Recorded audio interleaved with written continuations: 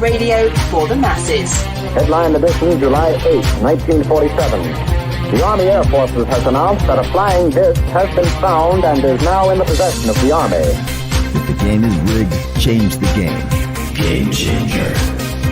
I occasionally think how quickly our differences worldwide would vanish if we were facing an alien threat from outside this world. This is Fade to Black with your host, Jimmy Church, on the Game Changer Radio Network. Good evening, everyone. It is Monday, February 6th, 2023. I'm your host, Jimmy Church. This is Fade to Black. How is everybody doing? We've got a crazy week coming up this week. I'm going to be at the Conscious Life Expo this weekend, MC and host, as I do every year there.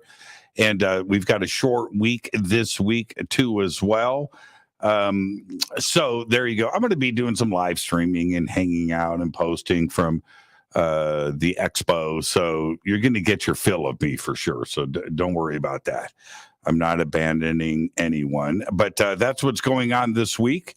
And tonight, our guest is Scott Wolter. Scott, of course, the host of America Unearthed and author of many books and a great researcher. And tonight, I'm not going to read through his bio and goof it up like I do every single time. So then Scott gets the opportunity to just come on the show and correct me out of the gate and throw me under the bus. So I'm not going to do that tonight. But Scott is on the road. He is on his way to the Conscious Life Expo, and tonight he's coming to us live from his dentist office, where he just had some corrective surgery done today. So right there. Scott, you're going to be in front of your peoples, man, and you need to have the gleaming white chopper. So good on you, man. Yeah. How you doing? So you're on the road. Yeah, I'm doing good. I'm slowly making my way to California, and the truck is loaded with books. It's the weather has actually been really good. I understand I left a storm in Minnesota, and that's fine because I've had enough of this bullshit weather that we get. Man, I don't know about climate change is real. I just don't know how it's happening. I don't know if it's a solar thing, if it's a sun thing. We've been through enough ice ages in the past without the assistance of carbon, output from factories. But, and I'm not here to offend anybody. What I am saying is, I don't get it. Global warming, and then we just had minus 107 degrees in Maine. Yeah. Minus 107, man. I mean, you get to a certain level of cold, even you, Minnesota, right? You're used to it, right? Well, I don't know if we're used to it, but I will say this. When I was a freshman in college up at UMD, that's the University of Minnesota, Duluth. Duluth is on the far west end of Lake Superior. And I can remember they had a blizzard up there. It was my freshman year. And I walked across from the stadium apartments, maybe 2 blocks to go play basketball. And I had my roommate's parka on all around like this. And my tip of my nose got frostbite. And it was just walking there because the wind was blowing like 60 miles an hour. It was 1,000 degrees below zero wind chill. And I'm telling you, man, you never get used to that. Man, me growing up in Chicago, which is very similar to Minnesota, that whole Minnesota, Chicago, Wisconsin, those areas of the country are just wicked. I mean, cold, but also some of the hottest places in the summer. You have these. Yeah. The coldest I think that I have ever been, 2 places. Minnesota. I was there in January. I couldn't believe it. Chicago growing up, I don't think was ever colder. But Montreal. I was in Montreal in late January, mid-January one year, and I have never experienced anything like that. But you know what, though? Houston gets pretty cold too. I can't explain that. I can't. But anyway, we've got this weird thing, global warming in the coldest. Speaking of global warming, okay, I'm going to throw. This is my Fader fact earlier today for the news. All right. Okay, I'm going to throw this out there. All right, you ready? Yeah, I'm ready. This is a fact. I'm not making this up. Really? 3%. 3% of Antarctic glacier ice is penguin pee. Yeah. You know what? I would love to argue against that, but I don't know if I can. Right. You might actually be right about that. But if it is, Jim, what would the volume of penguin pee be if 3% of the Antarctic ice is that? Yeah. And I have hummingbird feeders around my house, right? So, and I love watching them. They're just amazing. Yeah, they are. Every hummingbird, if you watch really closely, and they go up and the tongue's coming out, brr, brr, right? They drink and pee at the same time. What? Watch them. Yeah, watch them. It's the most hilarious Wait a thing. minute. Now you're putting something in my head that I don't think I could get out. I mean, and I have to say, okay, now that you said that, there's a part of me that says, okay, I want to see if that's true. I watch it. It's the funniest thing. And, their metabolism is at a level that we don't understand. Right. Well, that's true. Yeah. And it's at a level that we don't understand. So they're bringing in, and that's it, man. It's going out. Well, you know what? They're so small that when they take in the fluid, there's no place for it to go. So they got to eject whatever's in there to create the space. It's just it's like a cycle. It just moves right on through. It makes a lot of sense to me. It's funny, man. I remember the first time that I saw it, I thought it was like some unique thing, right? Oh, no. They pee and drink at the exact same time. So now that we got a bird avian pee out of the way. Yes, that's a good thing. Yeah, it's a good way to start out the show. So I'm going to see you in a couple of days. Very excited about this once again at the Conscious Life Expo. So actually, let's start right there. I'm going to be introducing you like I do every year. I'm very excited about that. And you're going to be doing a few different presentations. So your first presentation on the public side of things, what are you going to be talking about? Well, what I would like to talk about is going to be, I guess the title of it that I'm going with is The Knights Templar, America's True Founding Fathers. And first and foremost, I know that this is true. And we've talked about this for many years, but I have to say what's happened in the last few years, since I did my last book in 2019, there has been so much new material that has come forward. And I don't know how much you want me to tell you about the background, but I'm working with a guy who is 80 years old. He just turned 80 in December.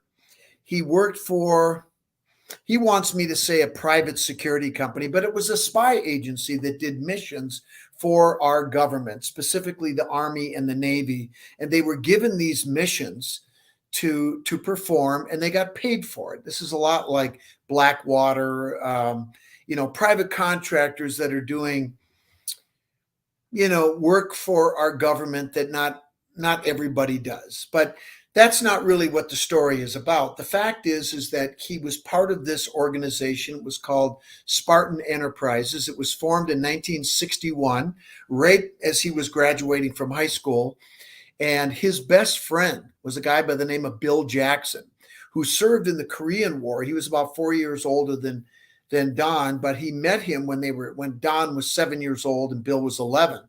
And when Bill got out of the Korean War, he needed a job. And so he said, hey, why don't you come check out this agency that we work for? He had military experience. He was actually a physician. Bill Jackson was. So he joined in 1962. But in 1968, these two guys, along with a couple of other friends, they all lived in New York City. They lived in the Bronx at the time. And they decided they were going to go up the Hudson River to Bannerman Island. It's called Bannerman Island because the guy that owned the island, his name was Francis Bannerman, and he was an arms dealer. His father was an arms dealer, and he was an arms dealer. And what happened is the place fell into ruins in 1916. Bannerman died, and the place fell into ruins. And in 1958, there was an explosion on the island of the munitions that were still stored there. And it blew everything into the water and actually over to the shore on the east side. And while these guys were up there diving in the water, snorkeling and scuba diving, looking for the munitions that had been blown into the water to take them back to the Bronx to pawn them for money, right? Mm-hmm. And Don found these decorative ornaments, and inside, and he gave them to Bill. Bill gave them to his wife. A year later, his son accidentally broke one, and they found a couple of things inside this ornament. This led Bill, who had contacts through the military and through his work, to France and eventually to Italy, where he purchased in 1971 a document that we now call the Cremona document. The reason we call it that is because it spent some time in a monastery in Cremona, Italy. But what it was a Templar document that had been, what it was a compilation of documents that the order had assigned a person that we call CLY. We know what his full name is, but I'll save that for the conference, to take all of this Templar material, reports, depositions, maps, letters, all kinds of stuff, and compile it into one document and really close the book on the operations of the Templar order starting in the 12th century all the way up literally to about 1900. Now, let's so everybody can understand, because Scott and I have talked about this and done shows and privately and everything over the years. So Scott is assuming that everybody knows what I know and what he knows. So let's clarify a couple of things. Okay. The date of the Cremona document is a compilation of lumping all of this stuff together in a nice, concise order. Yep. But when was the document itself created? Well, what I'm calling the Cremona document was compiled in 1908. We now know that from material that we got literally in the last month. And we actually have some more material coming at the end of, in the beginning of March. So there will be more that we'll be able to report on, maybe on like a cruise going down to the Baja area. I don't know. That's a good idea. I'll see if I can get that set up. And you know what? Get going on it here because we're getting this stuff. Anyway. Yeah, I'll circle back with you. And do you need a balcony or anything like that? I would love it, pal. That'd be awesome. Sign me up. Let me see what I can do. Okay, so. So anyway. Oh, no. So what happened was. Scott, let's continue with a little summary so the audience can get a grip of what we're talking about. So this group of friends working for Spartan eventually, but from the Bronx, one of them gets an ornament. There's some stuff inside of the ornament. It leads them to this island, Bannerman Island. Eventually, and we can go into more in depth about this part later, which is important and very interesting. They find something on the bank of this island. They dig it up. It leads them to Italy eventually. And so while in Italy, they were able to purchase this Cremona document, which was written in 1908, which is a compilation of information from hundreds of years prior. Right. That being said, because this is why I had to jump in, because you went right past this moment. What led them to a person that had the document, and was able to line up a purchase of it? That's a very key part to this whole story. How does something like that happen? Okay, so you asked the question, I'm going to tell you. So one of the things that was found inside of this ornament that was blown off the island, the ornament was a decorative ornament that was in the flower gardens on Bannerman Island that got blown up to the other shore in the explosion. This is what Don found. He actually found two of them. He gave both of them to Bill. Bill gave them to his wife, Muriel. She used them in her flower garden, and their son, their 5-year-old son, Mark, accidentally grabbed one of these and pulled it down and broke it. And they realized there were two things inside of it. One of the things that was inside of it was almost exactly a hockey puck shaped bronze disc that was about maybe 3/4 of an inch thick that actually you could open. You would stick something sharp, like a pin, into this little hole, and it popped the top off, and inside were metal inserts, and there was things inscribed on the metal. One of the things that was inscribed on the metal was the word Onteora. Onteora is the ancient name for North America. Now, so they had this thing, right? And Bill found this. He's like, what the hell did I just find? And so he started to do research into some of the symbols that were carved onto this disc. And this led him to first go to France. And actually, remember I said Spartan Enterprises was the name of the group that these guys worked for? Mm-hmm. The reason is the guy that formed the group was a guy named Dan Spartan. Dan Spartan's father fought in World War II, and he had a colleague that worked for the French resistance during the Second World War. After the war, this friend of Dan Spartan's father opened a rare bookstore. And so Dan Spartan got Bill Jackson set up with his father's friend, and he went over to France and he bought 3 documents. One was a illuminated Bible for his wife. Another one was a book about the Constitution called the Constitution of Honorius, which had some of the rare Theban symbols that were etched on the surface of this disc. And the third thing he bought was a pamphlet that basically was about Native American words that occur in European languages. Mm. And inside this book, he found the word Onteora, and it tied it with that disc that he had. So he bought that. And what he did was, the 2 authors of that book, the names were Roche and Benvenuto. Now, if you watch The Curse of Oak Island, that show, they talk about the Roche family all the time. And this is that same Roche family that were involved with the Templars. They were involved with the Cremona document. They were heavily involved in a lot of secret activities. The name Benvenuto is the other author. So what Bill Jackson did was he researched and found the descendants of the 2 authors of this book. One of the guys was the modern equivalent. This is back in 1971. The great whatever grandson of the Benvenuto author was a guy named Gustave Benvenuto. This is a very prominent family in Italy. And he went to meet with this guy, and he showed him this document because the document was referenced inside that pamphlet, and that pamphlet was published in 1718.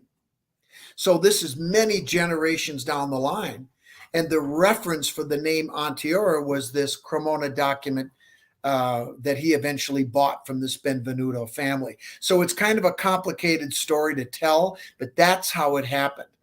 And it's actually incredible. But this is all about these bloodline families. They were all involved in, this plot to found America is really what it was. Yeah, right. So the Cremona document then starts a journey, right? So it leaves Italy. Were there parties in Italy that wouldn't have wanted that document, A, to be sold, or B, make its way potentially back over the United States? Well, I'm going to answer that question this way. When we do the workshop at Conscious Life Expo, one of the things that we're going to do is we are going to teach the participants about these encrypted documents. We're going to show them how these things were encrypted, and we're going to ask them to help us decode these documents. It's going to be an exercise. And one of the documents that we're going to decode, it actually tells the story of the history of the Cremona document. It was actually stolen out of the Vatican by a Cistercian monk, and it traveled throughout Europe into North America. Just the journey of the document itself is interesting, but that story is encrypted in one of these cryptograms that we have. We're actually going to decode it, and we're going to read, we're going to show you how the message is conveyed, and why it was hidden. I mean, this is important information.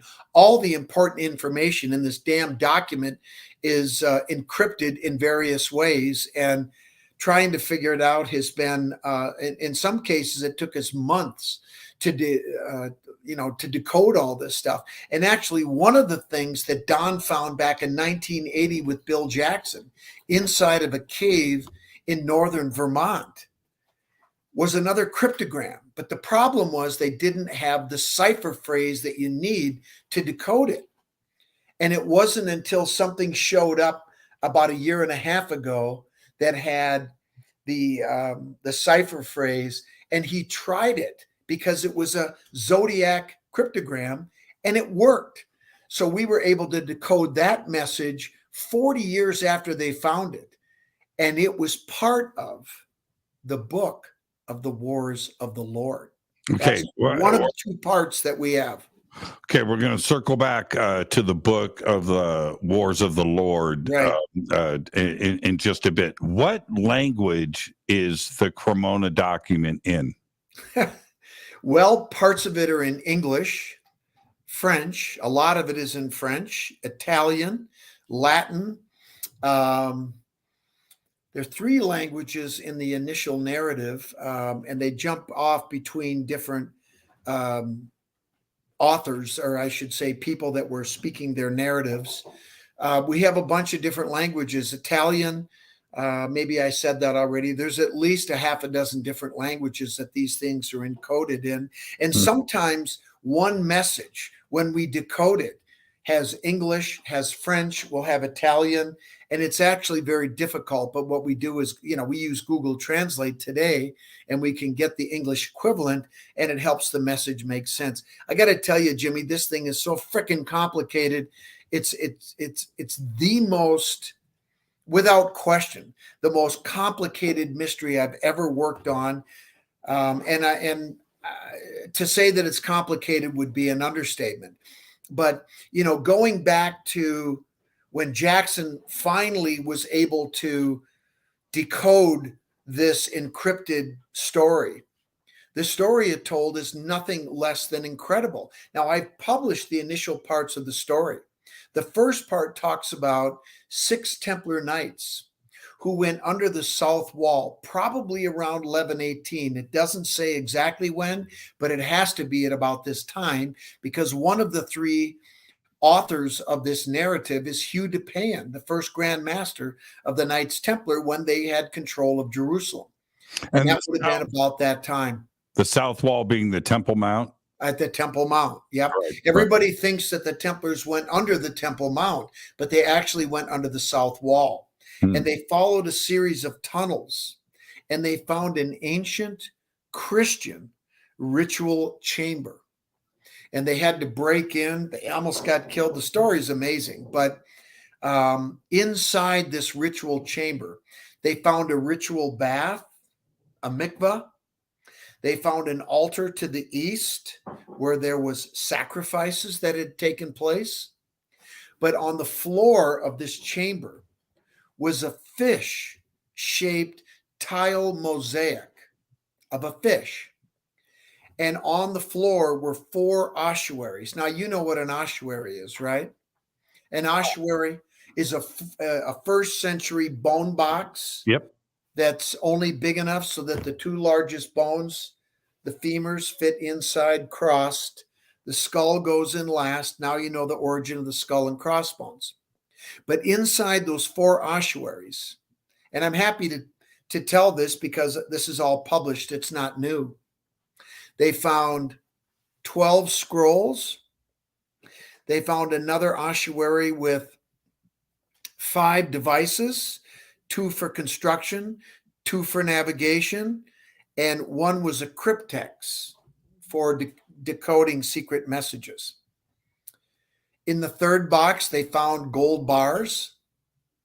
And in the 4th box, they found the human remains, the skeleton of somebody whose head had been severed with a heavy axe. On the side of the box, written in Aramaic, was the name Jan.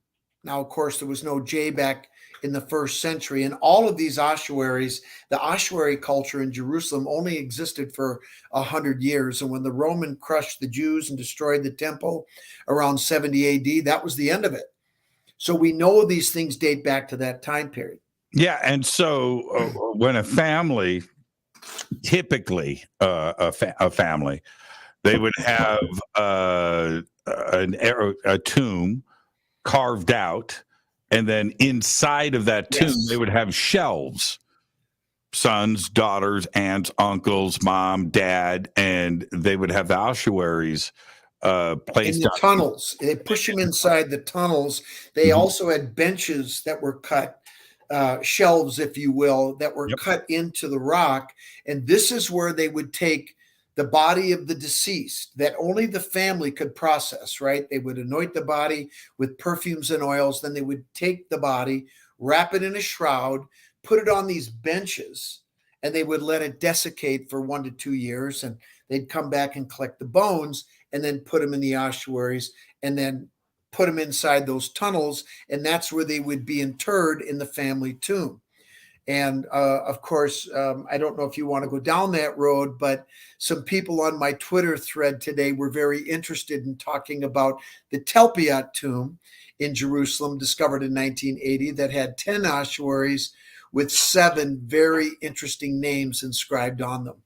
Yeah, in the backyard of somebody's house too, as well. Which I mean, it's not the backyard, but those tombs were on the hillsides throughout that area, which now is, it's where everybody lives. It's suburbia. I heard something yesterday in one of the courses that I take, right, in the history of the world and stuff. Yep. And I heard a little tidbit. This has nothing to do with the show tonight, but I thought of you immediately. I did not know this. But when Napoleon decided, the French government wanted him to invade England, but he wasn't a Navy guy. He's an infantry guy. He said, nah. He said, but we have these ships ready. He goes, nah, I don't want to mess with that. But I tell you what, I wouldn't mind invading Egypt. And they were like, okay, that's a good idea. That'll mess with England because their trade route to India goes through there. And if you invade Egypt, that'll control their trade, and maybe we can collapse, Britain with that. Okay, so that was the idea. So he takes off. He's got 50 ships, 50,000 guys, and he takes off. But on his way to Egypt, he's like, man, let's invade Malta. All right, so they pull the ships in. And Malta, right? That was no coincidence, by the way. Well, hold on. This is where this story gets really interesting. So Malta didn't really have it. They were there for like a day and a half. It's not an exaggeration, right? So they invade and take over Malta. But while they were there, they're stealing, and they took 12, the number is 12 life-sized solid silver statues of the 12 disciples of Christ. Okay. They put those on the ships. They also took a piece of the True Cross. They decided, Napoleon felt bad. He gave them the True Cross piece back. This is all part of Napoleon's journal. But they take the 12 life-size solid silver statues of the disciples of Christ and put those on the ships. Those 12 statues have never been seen. They're gone. They're missing. And they're life-size. Yeah, life-sized, right? Huh. They're gone. They have never been seen again. Well, I can tell you this. They didn't disappear. They went somewhere. They went somewhere. Isn't that an interesting, I have never heard that story. That's fascinating as hell. And this is a professor of here in the state of California teaching a history class. Yeah. I was like, really? Okay. All right. So little nugget, because of your research into Malta and their version of the Templars there and so forth. Well, I got a story about Napoleon you probably haven't heard. What's that? So did you know that he raided the Vatican? Yes. Do you know that he basically went through the archives and took them? Yes. And recopied all the Templar documents? Yes. Including probably a copy of the Cremona document. Matt, he rolled through Italy and literally raided the Vatican. This is a part of history, and he took a lot of stuff back to France. Yep. And when he did that, this is the other thing. He was like 27. He was a brother. He was a brother. He was a Freemason. He was 29 when he invaded Egypt. That's kind of amazing when you think about it. He was a young, brash SOB. He kind of reminds me a little bit of Bonnie Prince Charlie. I mean, what did you do by the time you were 29 years old? What did you do, Scott? You know what, Jimmy? It's funny you asked that question. I was 26 years old when I published my first book. And it had nothing to do with any of this subject. Yeah, children's books don't count, Scott. What? Rock books do too count.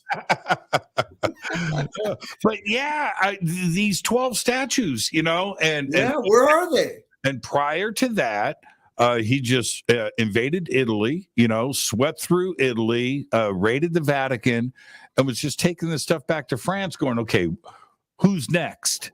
That's exactly what it. And then he turned around and what he did in Egypt, how he ended up there. This is the other crazy part. So, how he stayed there, I should say.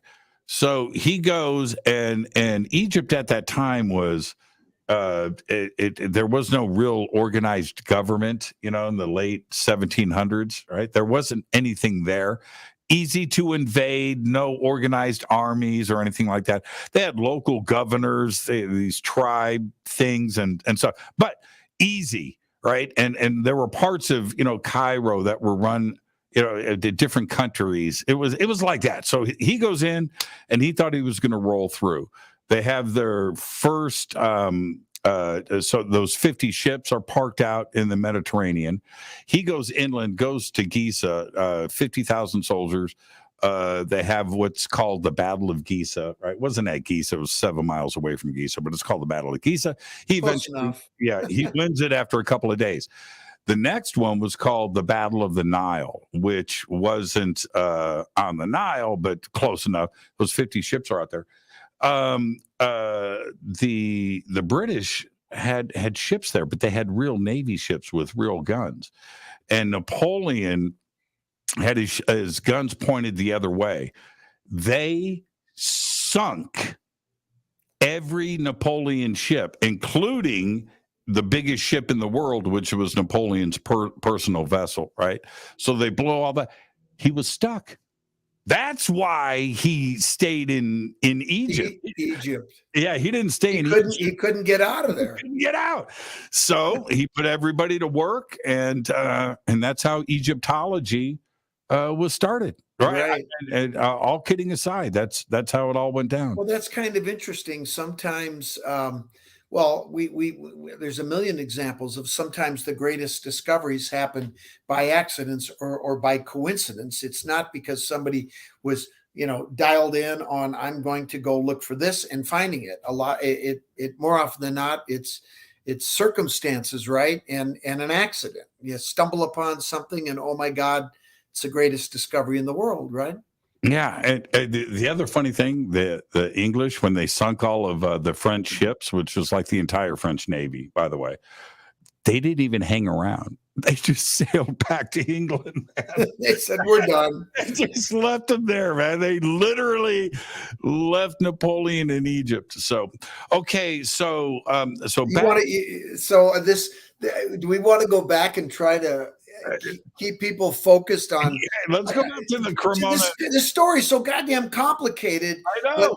I think I'm the only person living, except for Don, and even Don, I don't think is fully, because he was so close to it for so long. I mean, you got to remember something.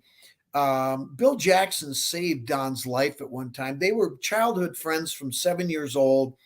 So he gets this document, and the first thing he does is once he decodes it, he comes to realize that the story that's told in there is about 6 Templar knights that take 6 ships and 144 men and women, starting in England in 1177. They go to Denmark to get the navigator, whose name was Altamara. It was a woman. And she led them over here to North America to go over and recover ancient scrolls that had been hidden that date back to the 1st century and beyond in North America. The scrolls that the Templars recovered under the Temple Mount that we talked about a little while ago, that's where they found out about those scrolls that were over here.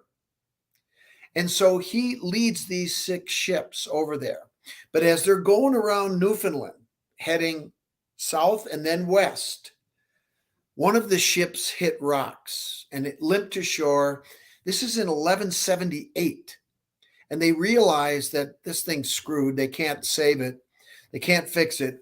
So they offloaded everything. They towed it out into the bay and they sunk it.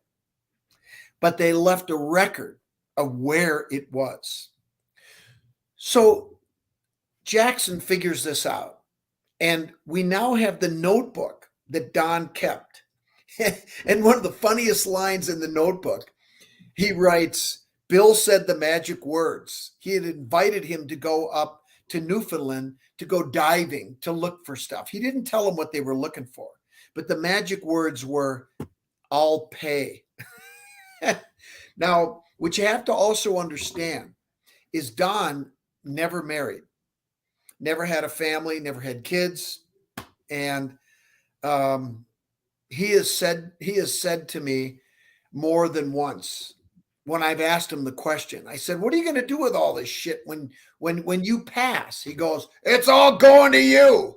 And I'm like, great. But anyway, so Don was always available. So Jackson said, I want you to come up there with me. He had no idea what they were doing. They scuba dived over the course of 2 days, and they found that ship in 35 feet of water. That convinced Jackson that this material, the story it told, was true. So then the next mission that they undertook. Okay, well, hold on, Scott. Yeah. So that ship was one of the 6 from 1177? From the 12th century, the late 12th century. Yeah, 1177. Yep. Okay. Now, there's a lot more details about the ship I could tell you, but I don't want to go into that right now. You can read about some of it in my cryptic code book, but we know a lot more now that we haven't published yet. Now, you told me a couple of years ago that you were going to scuba dive to this ship. Yep, we have not done it yet because we don't have the funding yet to do it. And that's what we're working for. We're hoping to be able to do it late in the summer this year. I think there's a good chance that we'll be able to do that. But in any case, that was in 1971. That convinced Jackson that the story was true. So the next mission was to find the temple of the goddess where these scrolls were hidden. that eventually Ralph de Sudley did find, and he was able to recover half of the scrolls. And then they wintered over and eventually sailed back to Seborga, Italy, where his deposition was taken in front of the Grand Master of the Templars at the time, a guy by the name of Odo. And that was in 1180. And that's how we know about this story. But okay, where were the tomb, right? Yep. What state was that in? Obviously, it's East Coast. It's what it was in it's what now is upstate New York. On the top of a mountain. On the top of a mountain, there is, and well, let me just get back to Jackson. So he and Don for the next. I was going to get the location out of you. I told you, upstate New York, and you can read about it. It's near Hunter Mountain, and it's very steep. That particular area. But if you know anything about that area, there are all kinds of stone structures. There's stone cairns, there's walls, there's ancient dwellings. I mean, there's a lot going on there. But in any case, they spent 6 years scouring the mountains, hiking on the mountains. And on October 11th of 1977, they found the temple and they found the tomb of Altamara. Altamara was killed during a skirmish between two warring native tribes. Some of the local indigenous tribes were afraid of the people on the mountain, the people on the temple of the goddess. So they attacked them, and there was a battle, and she was killed. Her body was burned. It was put inside of a stone box or a wooden box, a wooden ossuary. And she was put inside of a small cave with offerings, and then it was sealed with the stone. And she was the navigator that she was the navigator. Yep. Yeah. By the time they had gotten there, they had befriended some of the local native tribes, and when they left, they were guided out. But she was killed, and in 1977, they found Altamara's tomb on the mountain. Now, and I think that I have found where that tomb is. There's nothing in it now. Obviously, they took everything back in 1977. But at that point, Bill Jackson was done. There was nothing else that he could go look for on the ground. There was a lot of other research that he could do and did do, but nothing else in the field. At that point, he decided that he was going to write a book about all this. But he had had interactions with certain scholars. And if you want me to name one of them who is the biggest asshole in the world, I'll tell you who he is. He's actually a fairly famous guy, but only if you say so, Jim. Yeah, go. You ever heard of Barry Fell? Yes, of course. Barry Fell wrote a book called America BC in 1976. Yes, he did. When Jackson was looking for help to try to decode the document that he had, he went to Barry Fell. And Barry Fell looked at it and helped him decode it, and then he didn't want to give it back. That's right. Not a good idea to mess. Not a good idea. Not with the Spartan dude. Not with the Spartan crew. Well, anyway, let's put it this way. Well, he was going to publish that material in his book America BC, but it never happened for obvious reasons. You can go and just go down the Barry Fell rabbit hole on your own. There's a lot of information out there about Barry Fell, but and you know what? To be fair, he did a lot of really great work, and I commend him for being really the first academic to step out of the paradigm and say there were all kinds of people that were coming here before Columbus. And you got to remember something. This is back in the early 70s, right? This is long before the internet. And, you had to actually go to libraries and look at books. Imagine that, right? To do research. Now we just, we can have it at the tip of our fingers. But so the point of telling that story was because Bill Jackson became frustrated with academia. And he said, screw it. I'm not going to write this because they all think it's bullshit anyway. So why should I bother? So he decided that he was going to write a novel. And he began that process. And he also, one of the things that he did was he incorporated the Oak Island mystery. This is back in the 70s and early 80s into his novel.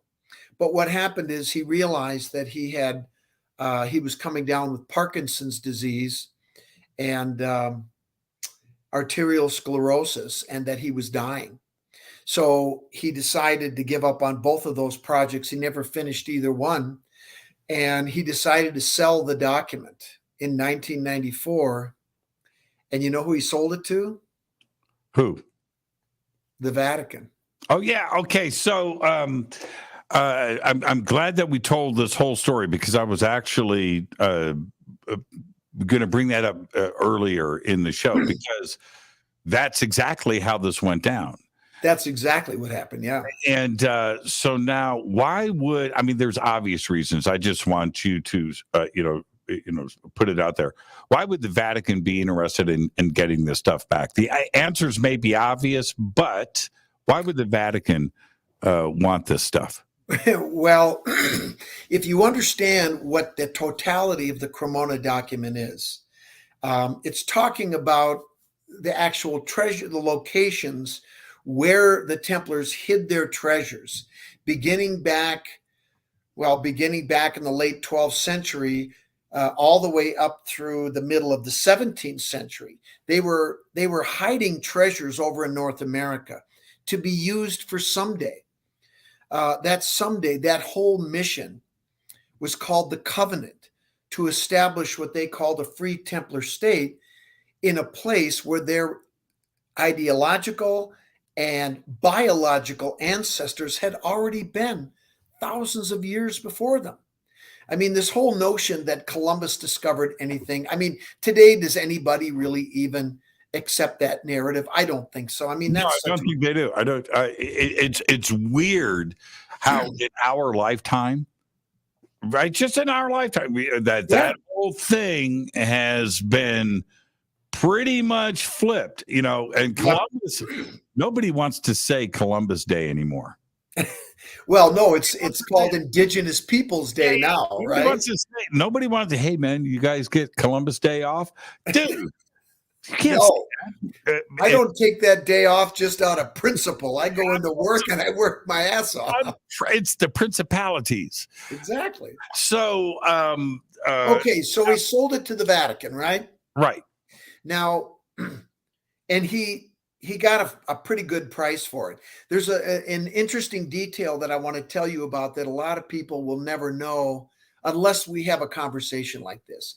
But, Bill Jackson didn't call up the Vatican and say, hey, I got a document I think you guys might want. Of course. He went through one of his military contacts that met with an agent that represented the church. The person that represented the church was a guy named Archbishop Paul Marcinkus. Does that name ring a bell? No, it does not. Okay, well, if you Google it, he will come right up. And if you look at him, he's a big, strong, badass guy. He was a heavy for the church. He was the guy that killed Pope John Paul I in 1978. He was the only guy that had a key to the secret entrance to his bedchambers. And he was the Pope that was killed after 33 days. And they tried to pin it on Freemasonry, but that didn't fly. Now, Archbishop Paul Marcinkus was a bad guy, and he took care of things for the church, sort of, the dirty work, so to speak. Yep. He was involved in the P2 scandal back in the 70s and early 80s, the money laundering scandal that the mafia was laundering money through the Vatican, and they tried to blame it on Freemasonry and other people, and they were caught. But anyway, you remember the movie The Da Vinci Code? No. What was that? Well, it was about the bloodline and you remember the albino monk, the one that was self-flagellating? Yeah, that's still one of the creepiest dudes in cinema history, by the way. That guy was patterned after that character was inspired by Paul Marcinkus. That was written by Charlie Brown, right? I think so. Yeah, I'm pretty sure. It's Charlie Brown. So, Wait, let me just say one last thing. Stop. I just got to tell you what happened to Marcinkus. No, we'll get back to Marcinkus. Here, I'll write it down. Marcinkus. See, there it is right there. Marcinkus. Look him up. He'll come right up. Okay. Well, remember the banker hung himself of the Vatican banker from the bridge and had rocks in his pocket, but yet he's okay. So we can we'll get back to Marcinkus. All right. The crazy part of the story. But it's this, if they are referencing 6 ships in 1177 that are dispatched to go and pick up stuff that was there from the 1st century, we're getting into a crazy timeline. Is the Cremona document, by the way, is it called Cremona because of the violin instrument center of the world, which is Cremona? Okay. It's actually called Veritas Vos Liberabit, but we named it. Don and I named it the Cremona document. It for a while in Jackson's time before he sold it, it was called the De Leon file. The reason for that, stay with me, was because remember I told you they went to Denmark to pick up Altamara to be the navigator. Well, she was in the king's court. Yes. And the king was a Templar. And he said, well, she's not going anywhere unless somebody marries her. So one of the 6 Templar knights named Ponce de Leon, not the one you're thinking of, but about a 400-year probably ancestor beforehand, married her. So her name was actually Altamara de Leon. And so Jackson called it the De Leon file for a long time, but Don and I renamed it the Cremona document just for clarity. Okay. So back to the point that I was trying to get out of you. 1177. Yep. 6 ships dispatched to pick up stuff. Scrolls. Scott, man, let me just talk. Helping you. Scott, 1177 to pick up stuff from the 1st century that was here in North America. Is that suggesting that ships were here 1,000 years prior to 1177? That's what I want to know. Hell yes.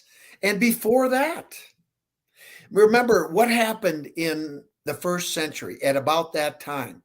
You had the Romans destroyed Jerusalem, right? The Jewish wars. Yep. And you had the diaspora. You had these people that fled, right? Mm-hmm.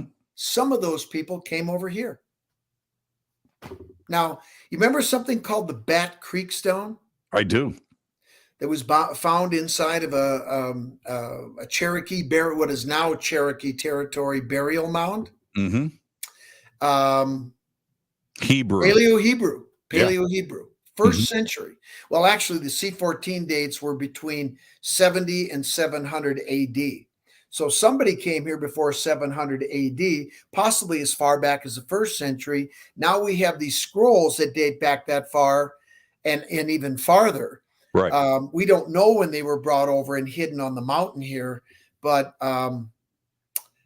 it certainly looks like we had ancient Hebrews that were here 2,000 years ago, almost 2,000 years ago. Now, those ships, if we go, we're talking about 2 millennia now. This is not, last week. This is a great amount of time. And to have trans-oceanic ships it's one thing to cruise up and down the Nile or to putter around the Mediterranean, right? That's one thing, kissing along the shoreline. It's another thing to cross the Atlantic altogether.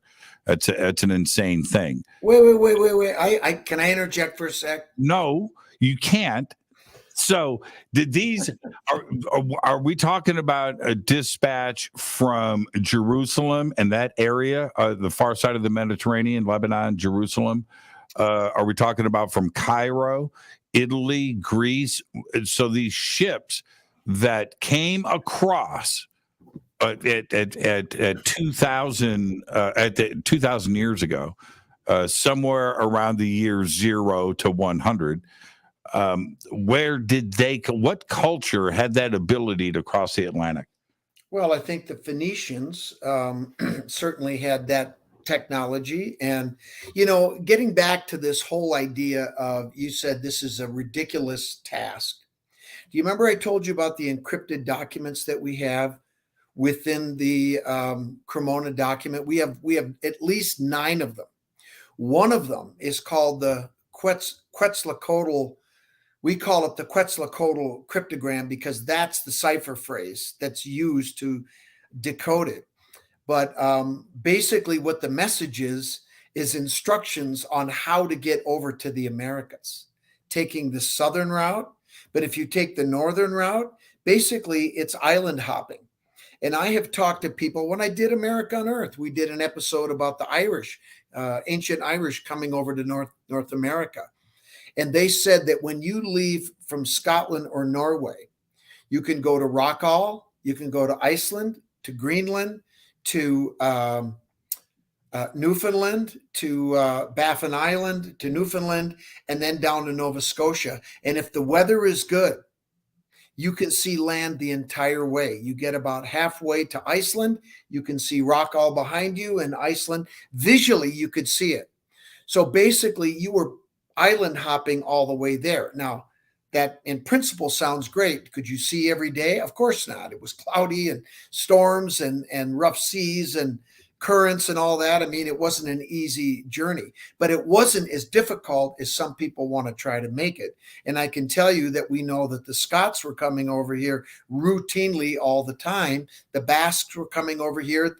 The damn Vikings were here before the Templars, and, coming from Norway. And a lot of people don't understand that a lot of these Scottish earls were vassals to the Norwegian king, and they were sailors, for God's sakes. You think they didn't learn about North America? I mean, give me a break. In sailing circles, these captains would get together and have a few pints, and let me tell you, they would talk and so, look, the worst kept secret in sailing circles was the New World, probably going back thousands of years. Yeah, and more and more things are just accepted today. And one of them is, yes, the Vikings definitely 100% established themselves further and further west, right? All the way to North America. There's all of the evidence is there for that, which predates Columbus by a long time. A lot. And this is the accepted part of our history these days. And they didn't stop in Greenland, right? They went all the way to North America. Now, how far inland did they go? Okay, well, we're still figuring that out. But at least that much has been established, right? That trail coming over from Northern Europe. Well, we have all kinds of artifacts here that talk about extensive presence. Of course, all these things have been dismissed, like the Kensington Rune stone, the Spirit Pond Rune stone, the Narragansett. There's the Inhoc Signal Vinci stone. I mean, my God, there's so much, and it's all been dismissed by people that don't know what the hell they're talking about. And I mean, I don't want to go on my rant that I go on, but I just find this incredible that the archaeologists, the historians, the anthropologists, the runologists, these people that are in humanities disciplines, which are wonderful disciplines, don't get me wrong, okay? But they're not hard science disciplines. I'm a geologist. That's hard science, right? I run a materials forensic laboratory. I've been doing this for 40 years. I know a little something about the scientific method. But when I talk about the Kensington Runestone and the work that I've done on that, or the Newport Tower, or Spirit Pond, or any of these others, I performed hard science on these things. And I got to tell you something. My reputation, my credibility is very important to me. And if I don't have the evidence to say something, I'm not going to say it. But if I do, I'm going to say it. And I've said it. And I will stand behind every single word I've said about any of these artifacts. And I've got these clowns, I'm sorry, that's what I'm going to call them, that are standing on their ivory chairs, that are telling me that I don't understand scientific method because these things are fake. And I said, look, you want to have a discussion? You want to be an adult and have a discussion? Let's have a discussion. What evidence do you have that proves the runestones are fake? That the Newport Tower was a friggin' windmill? Are you kidding me? Where's the evidence for that? Talk to a structural engineer and you tell them, the Newport Tower was a windmill, and they start laughing. But yet historians and historians won't accept this. I mean, to me, it's mind-boggling, and frankly, it's irresponsible. They are abusing their authority, their perceived authority. And I'm sorry to go on a rant, but it's that's fine. That's fine, Scott. It just makes me crazy. Jesus. That's a good spot to take a break. Let's do that. And we will be right back. More with Scott Wolter after this. This is Jimmy Church of Fade to Black. Please visit all of our sponsors. We're taking a quick break here. All of the links are below. And we'll be right back. Check out Billy Carson's Forbidden Knowledge. ForbiddenKnowledge.com or ForbiddenKnowledge.tv, where you can get access to over 6,000 videos, movies, TV series, exclusive documentaries like the Black Knight Satellite. You can do it all for just $7.77 per month or $77 per year after the 3-day trial, which is also totally free to check out. It's all simple to do. Billy Carson is the best. It's simple. ForbiddenKnowledge.com or ForbiddenKnowledge.tv. That's the number 4BK. I will be hosting and emceeing the Conscious Life Expo this February 10th through the 13th at the LAX Hilton right here in Los Angeles, California.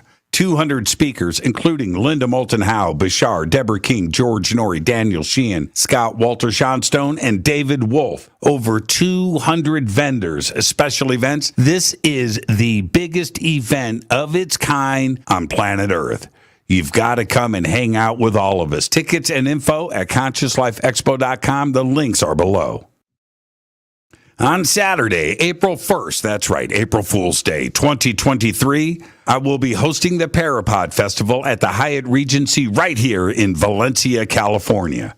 It's a live one-day podcast awards. It's a film festival. It's a full-on media event. We're going to have sky watching. There's going to be a Lifetime Achievement Award presented to Linda Moulton Howe. Right now, you can submit your podcast, your film, your TV series, any of your paranormal media for consideration.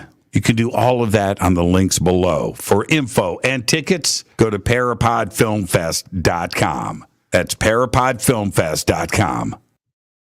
April 7th through the 14th, 2023, I'll be hosting and presenting on the Hidden Secrets Seminar at Sea Cruise. From Los Angeles to the Mexican Riviera on the Navigator of the Seas. That's right, up top, a giant water slide. You've got to check out the Navigator of the Seas. It's amazing. We've got Scott Wolter, Adam Apollo, Nick Pope, Brad Olson, Vivian Chauvet, Jason Shurka, Robert Grant, Ruben Langdon, and another 12 amazing speakers and presenters. It's all simple to do. Just visit divinetravels.com/Hidden Secrets 2023. You know you want to go on a cruise with me.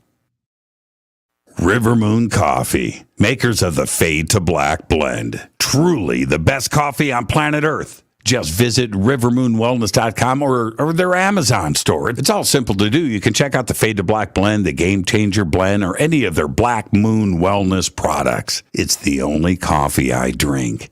It is the best, and it's Doc. Again, rivermoonwellness.com. All right, welcome back, Fade to Black. I am your host, Jimmy Church. Tonight, Scott Wolter is with us, and we just set up everything with the Cremona document, its history, the implications that are laid out there, and now we're gonna take an interesting turn. And we're going to talk about, Scott mentioned earlier, one of the great mysteries, not only of the Bible and religion, but of world history itself, is the Book of Wars of the Lord. And I want to say this really quick. I'm bringing in Scott. When you go and research And Scott has asked me to do this many times over the years. Jimmy, the key is the book of the Wars of the Lord. And so I've gone, which Scott has helped me do many times, is jump down rabbit holes. And this is one of them. And so trying to research this book is a difficult thing to do. I will say this, the book of the Wars of the Lord is a book referenced in the Bible, which has now been completely lost. It is mentioned in Numbers 21, 13, 14, which reads, I'm going to read this, Scott, and then we're going to continue. From there, they set out and camped on the other side of Arnon, which is in the desert and bounding the Amorite territory. For Arnon is the border of Moab, between Moab and the Amorites. That is why the book of the Wars of the Lord says, and this is directly from the Bible, quote, Wahib in Subha and the ravines of Arnon, and at the stream of the ravines that lead to the dwelling of Ar, which lies along the border of Moab. And that's Numbers 21, 13, 14. Now, there are a couple of other references in the Bible about this, not as direct as that says the book of the Wars of the Lord. But apparently that God asked Moses, and it was Moses, and I'm trying to think of there was other two that asked them to write this book and to chronicle, and that the book of the Wars of the Lord was authored by Moses and two other authors. Why is, first off, there isn't any of this in existence. Have you seen, I've got 5 questions. So let's start with this. Have you seen the Wars of the Book of the Lord? Parts of it, yes. 2 parts. How much of a chapter of the Bible was this? Now, also written in 1100 BC. Yeah. 1100 BC. How big of a chapter of the Old Testament was this? Well, one part is made up of 2, I guess I would say 2 large paragraphs. But what's contained in the one part in these 2 paragraphs is some profound stuff. And it all goes back to early Hebrew history that talks about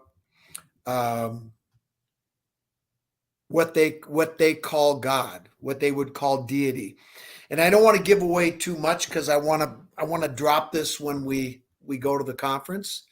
But it is, I will say this much, based on my own research that I've done with the Templars, with the runestone, with the hooked X, it absolutely 100% supports all the work we've done.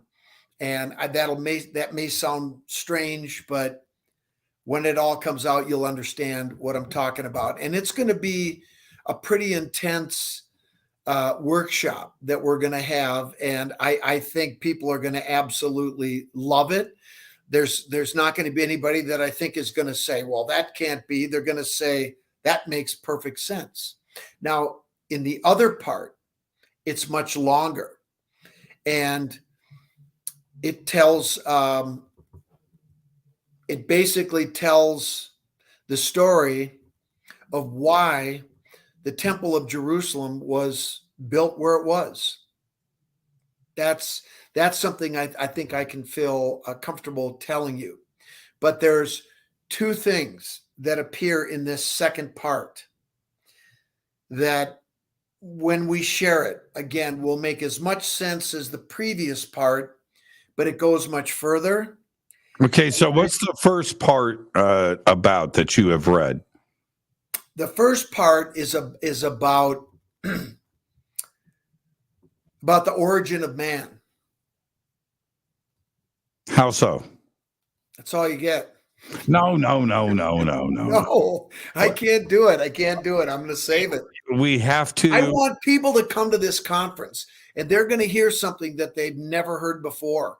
And it's profound, Jim. And when we get to the second part, the first part is reinforced, but it goes further. And then literally from the sky, we're going to drop a bomb, a big bomb. The book of the Lord in the Bible. Okay? Are you saying the was in the Bible? The book of the Wars of the Lord is about UFOs? I didn't say that. So the origins of man came from off-world, and whoa, and time out. Hey, don't make me call a full timeout, okay? This is a 30-second timeout. Hey, Stop. You know now, what? I am not giving this stuff away on this show tonight. I'm saving it for the Conscious Life Expo, right. And you can punch me out all you want, Jim. I am standing firm. That's cool. So it was a good try, though. It was a nice try. Hey, everybody's thinking the exact same thing that I am right now. I'm asking the questions for the audience. Okay. So what you're suggesting then, God went to Moses in 1100 BC and said aliens, an extraterrestrial civilization is what Homo sapiens is what man is. And I need you to document all of this. And so this is what I need you to write. And Moses did. And that was put in the original version of the Old Testament, but it was too controversial. And as the iterations of the New Testament went through time, the book of the wars, and that's plural, of the Lord was then pulled out. That's about as plausible an explanation as I can imagine. And so was it pulled out? Absolutely. But the other thing that we are going to share when we get together is we know that the Templars had a copy of it. And it was obviously very, very important. It was very sacred. It was originally part of that cache of documents that was stored on Hunter Mountain in the Catskills. When de Sudley went over and he earned the right to take some of the scrolls, he wasn't allowed to take all of them. He took about half. One of the documents that he did take was the marriage document between Jesus and Mary Magdalene. In fact, he said in his deposition that he gave in 1180 in Saborga, Italy, that the prize document they got was the marriage document between Jesus and Mary Magdalene. But one of the documents that he did not get was the book of the Wars of the Lord, amongst a bunch of other documents. In the mid-1600s, when settlers began to come into the area of New Amsterdam, is what they called it at the time, but it's now New York. The guardians of the temple realized that they had to get that stuff out of there. And so they took those documents. And if you read my book, you'll read the letter where they list the documents and they talk about taking these documents to Montreal. Now, in the other parts of the document that we have, not the Book of the Wars of the Lord, but the Cremona document material, we know the story about what one of those caches that were left here by the Templars was used for. And it was used to build a church in Montreal. And we believe that's where these documents were taken and housed and protected for a short period of time. Now, that information, I think people can glean from what we've published already. They didn't know about the money I just told you. One of the treasures was used to finance to build this church. There were other things that were going on in Montreal at the time in the early or mid-late 1600s, but that's another story. But what I can tell you is that when the people left Hunter Mountain with the remaining scrolls including a copy of the Book of the Wars of the Lord. We assumed that everything went to Montreal. We now know that that's not what happened. On the way up, they diverted. And they hid, I guess you could say, that copy of the Book of the Wars of the Lord in the mid-late 17th century. And we know what happened to that book. And you're going to find out at the conference, and it's going to be a poo. Is it? Is that version, that copy of the Book of the Wars of the Lord? Is it complete, and is it intact today? I think so. Okay, this is very important, especially for me to understand. Because there isn't a copy of apparently anywhere in existence officially of the Book of the Wars of the Lord, and you've read 2 sections of the book, how do you know that what you have read is legit?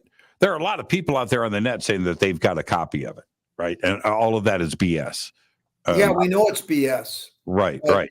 Well, let's put it this way. Do I know that what we have is legit? I can't say. The answer is no. Do I believe it to be legit? Do I know in my heart that it's legit? Absolutely. For more reasons than just that I trust the material that we have that led us to this. Much? Okay. Next question, Scott. Let's talk about these 2 sections. In the first section, how much text are you in possession of? Now the way that it's written and stuff, that doesn't, what's a word count? Do you have 500 words? More than that, probably. I'd say the first part is somewhere between 700 to 1,000 words. Holy crap. Okay. That's substantial. It's pretty big. Well, maybe 500, but the second part is probably 1,000 words. Right. But the words are amazing. I mean, they're just, it's profound. And the final part of what we have, the end of the story of the Book of the Wars of the Lord, related to the Cremona document is crazy. It's absolutely crazy. And okay, so it's to use a phrase otherworldly, it's just so crazy. Yeah, I know. ETs from the Old Testament. The Watchers, that was ET. I'm fairly, You think so? I do. What are the archangels? What are those? ET. I mean, you have to, when you and I'm not here to teach you anything, Scott, but no, you can, because I don't know everything. Well, but I only interpret, and because I interview so much, I've thousands of interviews. Sure. And so I'm constantly storing information on this primitive hard drive between my ears. And one of the things that when I hear statements and things that are extracted from the Bible, like the heavens. Now, the heavens aren't the clouds in the sky. That's the universe, right? That's and to these kingdoms. Those are planets. Those are other civilizations created in His likeness, right? All of that, and it's all the information comes from out there to this planet. How else are you supposed to look at that? The messengers of God and the voice of God, and you hear all of these, and the ascension and descension, a spiritual realm, no, that's not what we're talking about here. Yeah. And so I see those when the Nephilim, right, and the Watchers, and you consider what the way that it's written with Noah and the flood and Noah's life and the lifespans that were involved back then. If we take it literally, it's all ET. If we interpret it, it's even more ET. Yeah. So that's just the way that I understand things. Yeah. And I think that most do now today. So I'm okay. I am so okay with that version of the Bible. L.A. Marzulli, or interpretation of the Bible. Yep. Interpretation. Yep. L.A. Marzulli, who is a biblical scholar of and an understanding of every word, right? At a level that you and I will never get to, right? But when he says to me, and he's a very spiritual guy, and I love him to death, he's amazing. But when he goes, dude, man, you got to look at the Bible like science fiction. That's it. Just look at it like that. Yeah. That's it. And he's a biblical scholar, and he's a religious man. He's righteous. I love him to death. But So he understands that there's multiple levels, right? Science fiction. It's science fiction. Just read it with that set of eyes and understand it from that point of view. And then it all makes sense. And I agree with L.A. Marzulli on this point, and many others do too as well. Very religious people, that go to church and do religious these things. or spiritual. I'm talking L.A. Marzulli, who he's a funny guy, he's a smart guy, but he's an intense guy because his research into this, you come from one direction, with a pure religious background, and you're studying the Bible, and then you study it enough where you come to your conclusions that you do on the back end. It doesn't change his belief system. It doesn't, right? Whether it's Christian or even Jewish. I've got rabbis that have been on this show that are friends of mine that are full ET, full. And that's the only way that they understand what they're reading now, and they come Make sense of it. Yeah. So okay, so why what is the tie though? Is the Book of the Wars of the Lord referenced in the Cremona document? Oh yeah. There's the second part was actually written out by the guy who did the final report, if you will, in 1908. And it's written in English, and you can read it right. Let's go back to the question that you asked a long time ago. Why would the Vatican want to buy this document? Well, one of the things that they got was this page, the second part that I'm talking about, that has this long handwritten part of the Book of the Wars of the Lord. That in itself, they probably would have paid the money that they paid Bill Jackson to get, because of the content and the implications of what was in there. What I'm talking about is something that the Roman Catholic Church absolutely did not want to have anyone know about, because it would have undermined their central tenets. You're inkling around what these things are, but that in itself. And the reason that we know about it is because Bill Jackson took photographs of everything that he sold to the Vatican. So we have everything. One of the things that he did, though, and we didn't realize this until many years after his death, he died in 2000. And what he never told anybody was that when he sold the document to the Vatican, he pulled out the most important parts. And it turns out he pulled out most of it, but he still sold them a relevant part of it. And then he wrote it all out, and he took photographs of everything, and we have all that. So anything that we don't have the originals of that were copied in 1908, We've got photographs of. So we have everything. The Vatican does not. And what he did with these parts that he pulled out, he disseminated them with his colleagues that worked for Spartan Enterprises, people that he had taken blood oaths with, because Don said they all took blood oaths when they joined this company.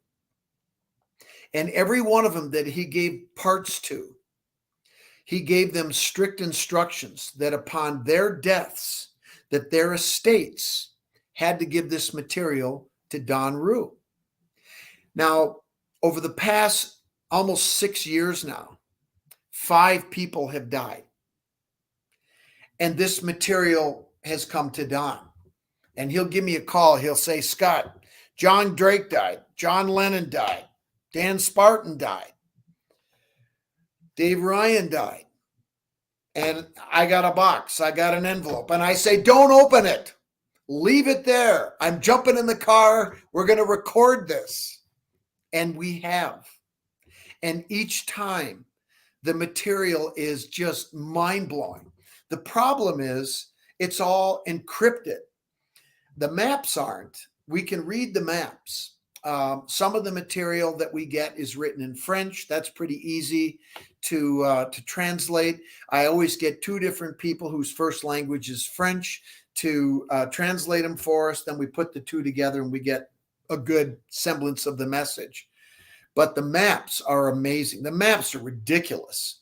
One of the maps has the answer to the Oak Island mystery. It's just amazing.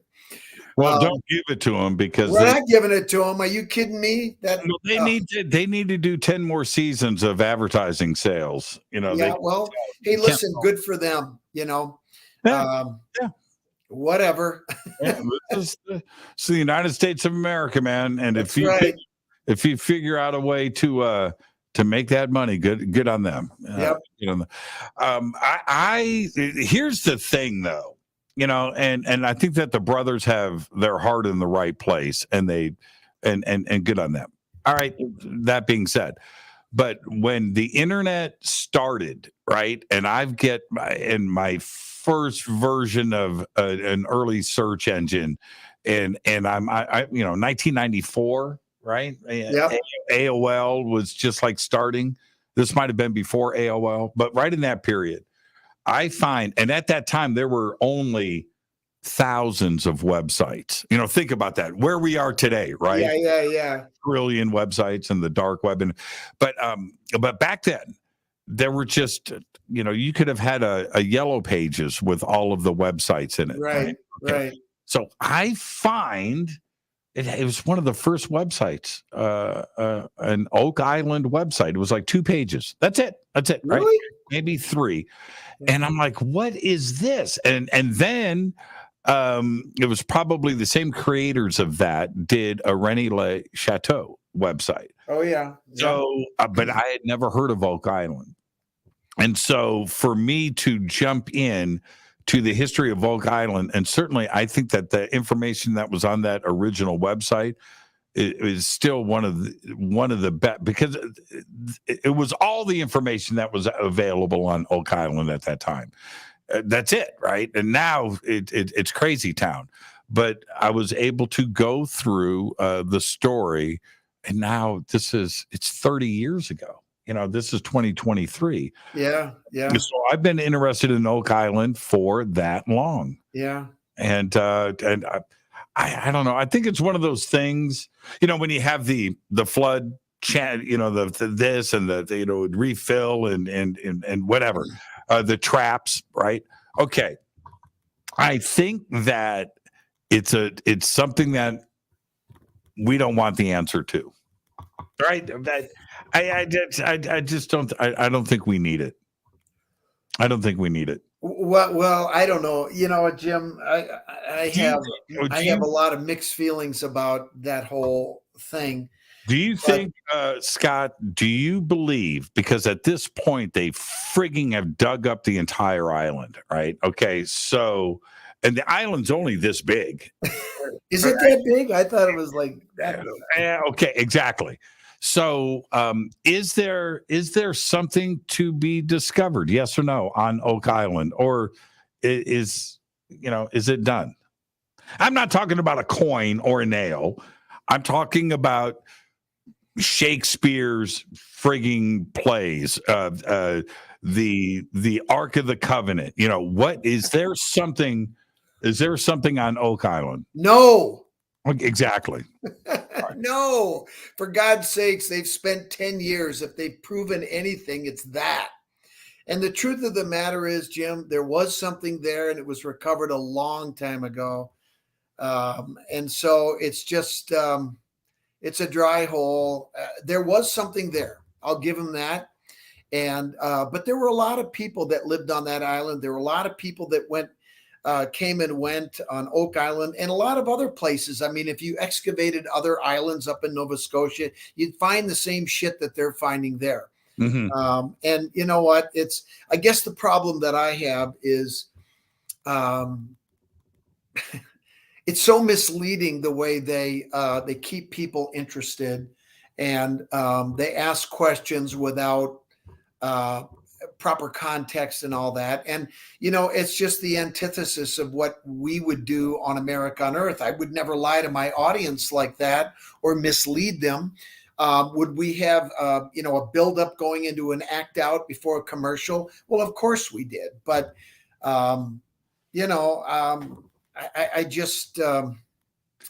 I just know more than I really want to say. And I don't want to talk about Oak Island. All I can tell you is there was a treasure there. It's been recovered. We're happy for them. Keep making money. And, God bless you. The one thing from Oak Island, not the Ark of the Covenant, the original stone, right from the shaft, the original stone. You mean the 90-foot stone? Yeah, the 90-foot stone. That's what I want to see. Okay. You know what, Jimmy? Let me tell you a story. 15 years ago, I went to Oak Island, and I spent 2 days there. I spent a lot of time with Danny Blankenship. Great guy. He's the biggest bullshitter I ever met in my life. But he was a good guy, and I got along really well with him. Dude. He was a cool dude. Yeah, but he was, he could spin a yarn. Let's put it that way. Man, but if you lived on that island, if your house was there, you would be Dan Blankenship. Hey, listen, I got along great with him. I thought he was a wonderful guy. But the reason I say that he was a bullshitter is because the number one reason I went there is I wanted to see the 90-foot stone. I want to see the carvings on those. I wanted to look at the weathering. I wanted to do what I felt I could do to help get some information, maybe help get some answers. And I spent 2 days with him. And you know what I concluded at the end of those 2 days? Man, you're going to get me in so much trouble. This is Scott Wolter's opinion. I'm not telling you. I'm not going to tell you now. The producers of the show have... Okay. I don't care anymore. Yeah. And Dan's no longer with us. He's no longer with us. Look, he lived to be 95. The guy had a great life. And you know what? I will give the brothers a lot of credit. They showcased him they lionized him and they made him, the patriarch of that. And he was. And he deserved all the credit for that. So 2 days with Dan, what happened? Did I say something about? No, I'm just kidding. You want to know what I concluded? There is no 90-foot stone. Wasn't it on display on the mainland? Was it? Oh. Was it? Ah. But wasn't there photographs of it? I know there were drawings. I've seen the drawings. Were there? Oh, shit. Really? I looked at all this stuff, Jim, and my conclusion is there is no 90-foot stone. There never was a 90-foot stone. Wow. Whew. Breaking news. Hey, listen, I think a lot of people get confused. My whole life. I want to buzzkill something just for the sake of buzzkilling. You just did. Nobody wanted that 90-foot stone to be there more than me. I wasn't devastated, but I was disappointed. Are you kidding me? I am crushed. The last 30 years of my life, the fondest memory I have is the drawing of the 90-foot stone on the first website on the web. And you're telling me I had dreams about that. Jim, if there was a 90-foot stone after 10 years of this show and 200 plus years of this mystery, you don't think by now it would have shown up? Who's ever got it could sell it for a fortune. Yeah. Or they could bring it forth and they could, give me a break. If the stone existed, we'd see it. It doesn't exist. And based on what Danny told me, because I asked him circular questions, right? You know that deal where you ask the same question a different way to see if you get the same answer? I didn't get the same answers. Wow. I'm just saying. So I love the guy. I just want to make sure you understand. I had a great time with him. He treated me well. I liked him a lot. But he was making it up when it came to the 90-foot stone. What treasure was discovered there and removed from the island? Now that I can't tell you. Why? I just can't. And I love you like a brother. You know I do, but I can't tell you that one. Do I need to get on the phone to Timothy? Do I need to call Tim? Tim's not going to tell you either. Tim is right here. My cell phone is right. Do I need to get? Go ahead, call him up. Do I need to get? He'll start laughing, and he'll say, and you start rattling things off like the Ark of the Covenant, and I guarantee you, I know what he's going to say. He'll say this. You ready? Write this down, Jim, because this is what he's going to say. You ready? I'm writing. Quote. I can neither confirm nor deny. Oh man, speaking of that, and Timothy, if you're listening right now, you know how much we love you, and you're absolutely one of the smartest people on this planet. True that. Grand Master of the Knights Templar worldwide, and he gave me something you never gave me. Oh, really? Yeah, he gave me a Knights Templar pin. And said, you get the ring from Scott. And I was like, I've been waiting for the ring from Scott. Listen, you got it. Hey, listen, you're not getting shit till you walk through the door. Okay. Until you're ready to receive, right? Fair enough. And by the way, you got a pin from him? I did. You know what Tim gave me? What? He gave me a sword. Oh man. And it's badass too. I didn't get no sword. So one of the things that Tim and I discussed at length, not only on Into the Vortex, my show over on Gaia, but here on Fade to Black, and those fabulous Timothy Hogan phone calls that you can have, is that there are a number. There wasn't a singular Ark of the Covenant. That there were multiple Arks of the Covenant. Yep. And he has been in the presence of he hasn't disclosed with me how many, but a number of these arcs, and he has seen them.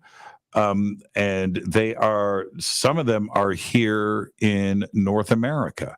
Yeah. Have you had the privilege to be in the presence of one of the arcs? I have not. I am hoping that will happen soon.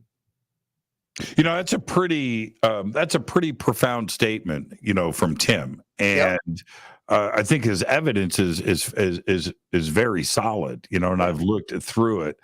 But that's a profound statement. That's one where you don't need to be a skeptic or a debunker when you hear something like that to just go, oh, come on, man. I saw Indiana Jones. I know what this is all about. That's a pretty profound statement, isn't it? Yeah, it is. And, a lot of people ask me about the Ark of the Covenant, and I just tell people, the secret of the Ark isn't where it is. It's how to make one.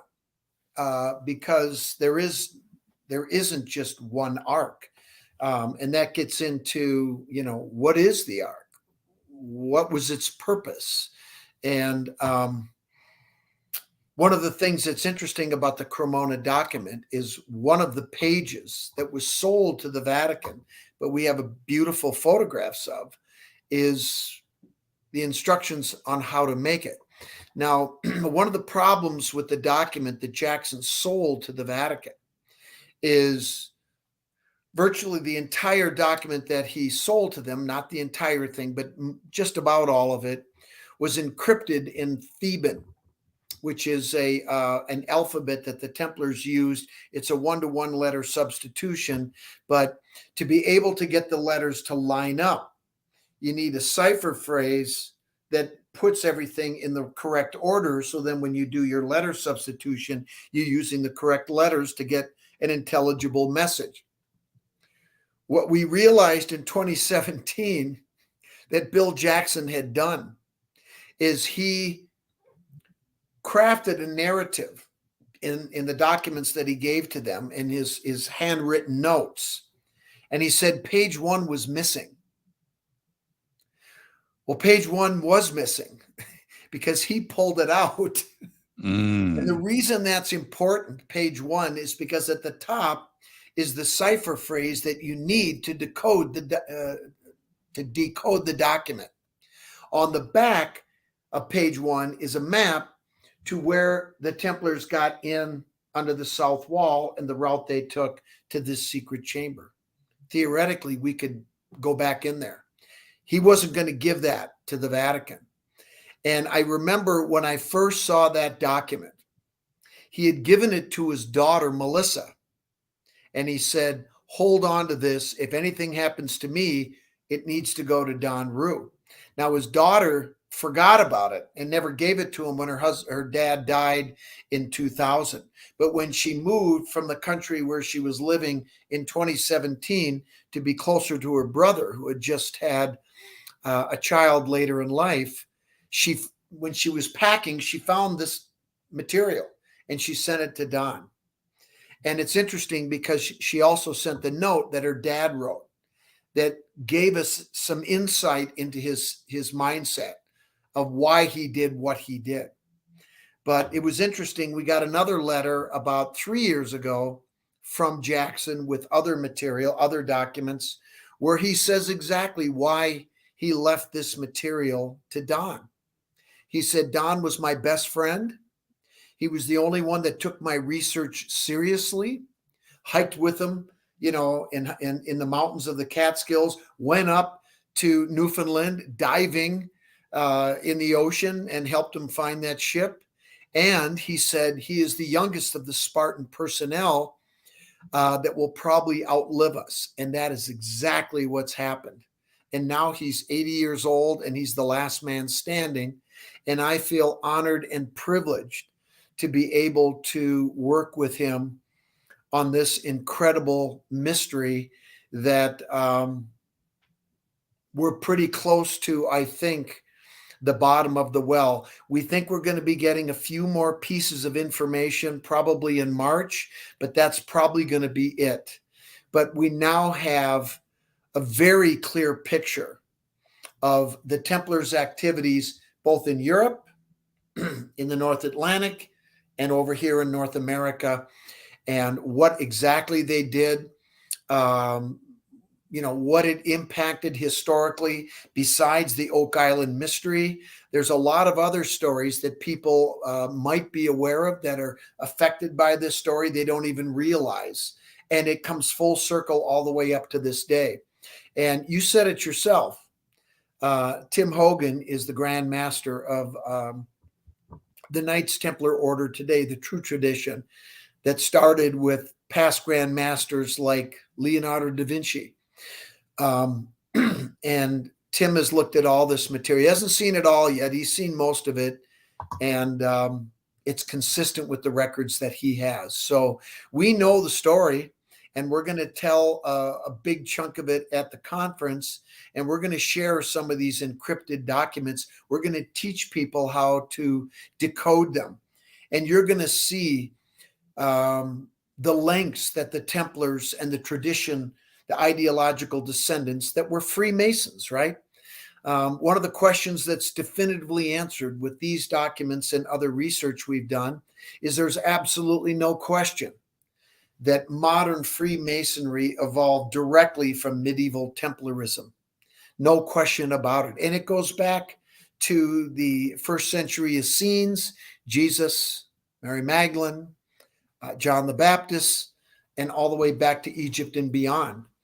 And does it connect with the interstellar beings? Yeah, it does. Well, one of the things that I have discussed with you over the years relentlessly, and I've also spoken to Tim about this directly, which is there is going to be a point in time with all of this, and excuse for my choice of words here, to put up or shut up. Yeah. Where that's it. That's it. We're at the end of the opera here. Show us what you've got. If there are multiple Arks of the Covenant on this planet, and some are here in North America, where are they? Bring them out. Let's do a show us. Show us. Yeah. We're at that point. So I think that we're all ready for this. Scott, when is this going to happen? Well, you're going to have to ask Tim because, he holds the keys, if you will. He and I have talked about it. And what about you and your maps and the location of a lake on the East Coast and the tomb on the top of Hunter Mountain? What's in Montana? What's in South Dakota? Well, there's going to be a release of. I mean, Don and I have pretty much finished our book. In fact, I talked to Don this afternoon. I had sent him the latest chapter of this new material we had just got, and he loved it. He said, "Okay, so we're pretty much at that point. We're talking to a couple of different publishers, and it's going to come out. Now, what's not going to come out is information about the location of where we think there might still be something to find. We're going to do that. We're not going to let anybody else do that. We're not going to give away the location of where the shipwreck is, what still remains there. We're not going to give away locations of where we think there might still be some treasures left, both in the water and out.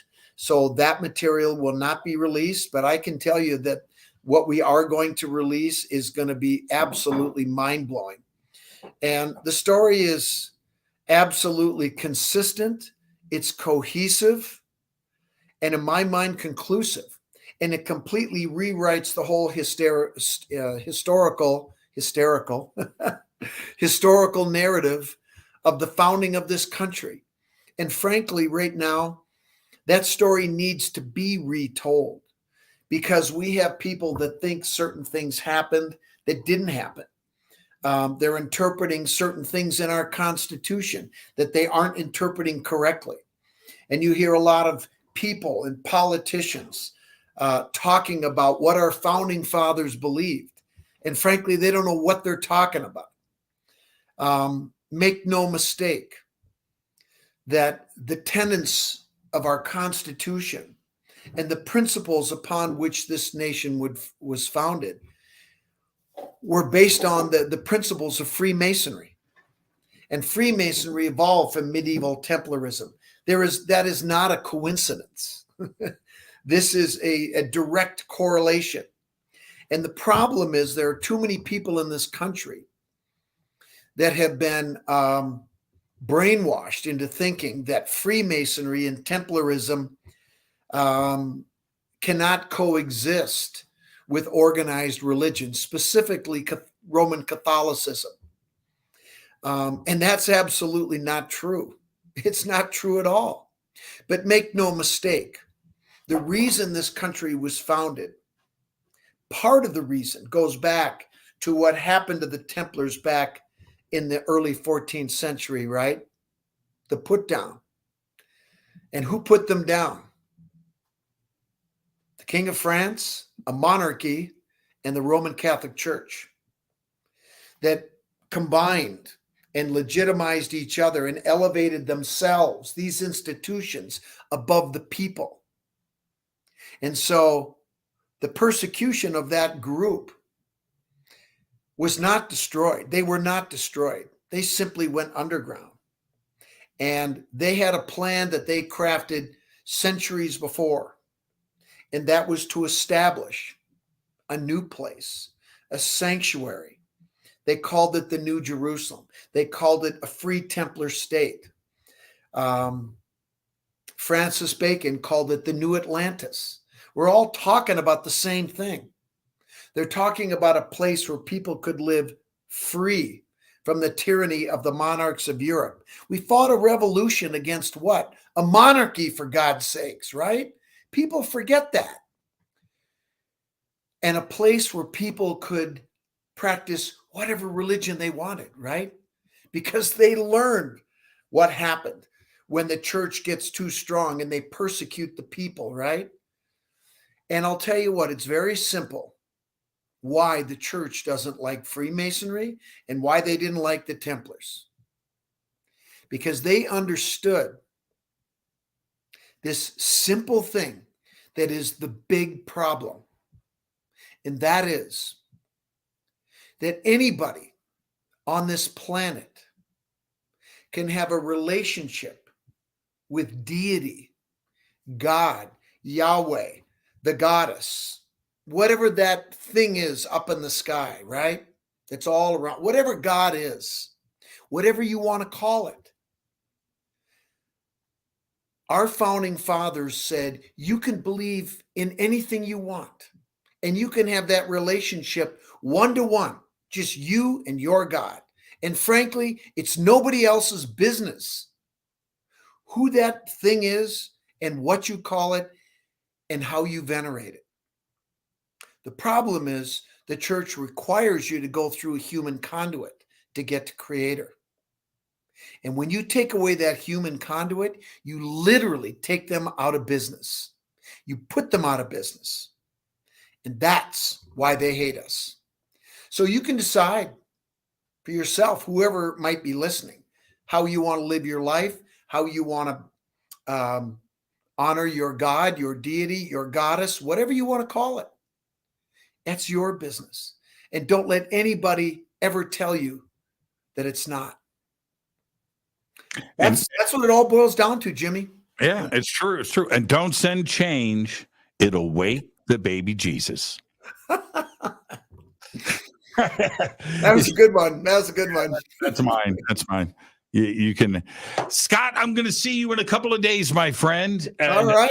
We're going to rock this town. Yes, we are. Really, really looking forward to it. And everybody come on out to the Conscious Life Expo. You can't miss Scott. He's 7'3", and he's going to be hanging out with me. Come up and say hello and just share the knowledge with Scott. It's going to be a lot of fun.